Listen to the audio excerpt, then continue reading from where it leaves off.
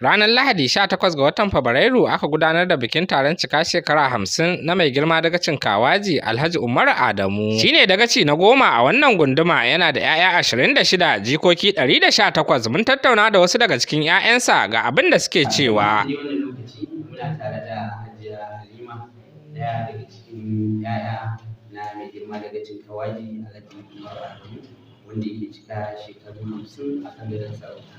Hajiya Halima, me za ki ce? Alhamdulillah, Allah ya kawo wannan lokaci. Ubangiji Allah ya sa a lafiya, a gama lafiya. Ubangiji Allah ya ba da nisan kwana. Allah ya tsare, Allah ya tabbatar da alheri. Sai da Allah ya sa ya gama lafiya. Abubuwan da ya mana na alheri tun tasowar Allah ya biya shi. Allah ya biya shi. Allah ya rinta shi duniya da lafiya. Ba za mu iya kamanta abubuwan da ya mana mace za mu zauna a dai shi. Duk wani abu da sai haƙƙin uba a kan ba, wala sai kare da zumunci duka yana yi kuma tsakaninsa da Allah. Idan ya yi kawai ya wuce shi, to wani abin shi muka ɗauka kuma yake zame mana darasi, kuma yanzu yake zame mana mafara ganin madara a muke da shi, kuma muke dole na zuriya a kai. Allah ya biya shi, Allah ya biya shi, Allah ya sa ya gama lafiya, kuma Allah ya sa mu gama lafiya baki ɗaya. Allah ya sa ya gama lafiya. Duk abin da ka samu shi ne a banka. Yana nuna da kanmu da mutum yana nuna mu gaskantar da kanmu cikin yin Allah za mu samu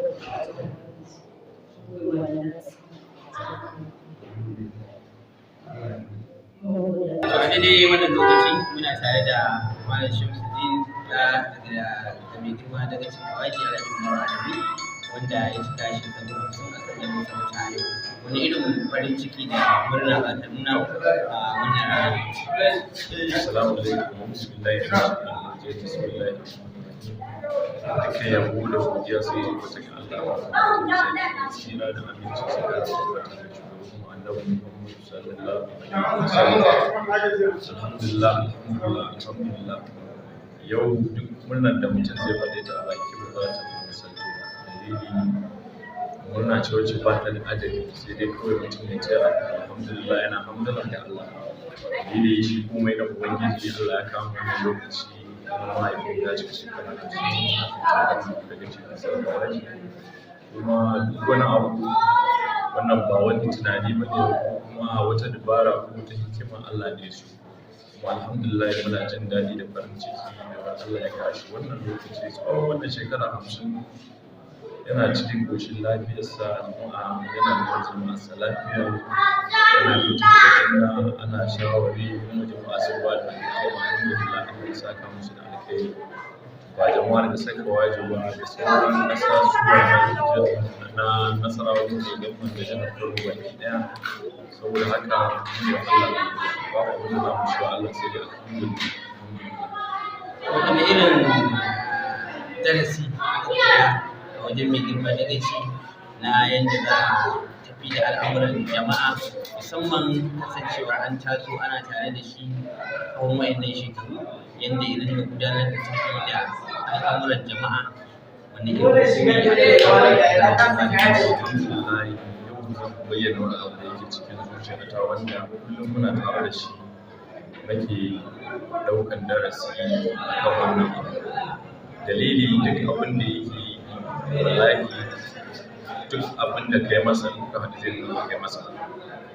Wani lokacin na tabbata da sanar da kai da wannan ne kuka zahe da ya ce ai shi duniya ɗan adam kana so ka ci ba sai shi duniya. Idan ɗan adam ne maka abu ya ce kan na baka yi masa ba da kansa zai zo yi nadama ya gane cewa ya yi kuskure, kuma ya ce Allah ne ya biya ma ya ce wani kai Allah ne ya biya.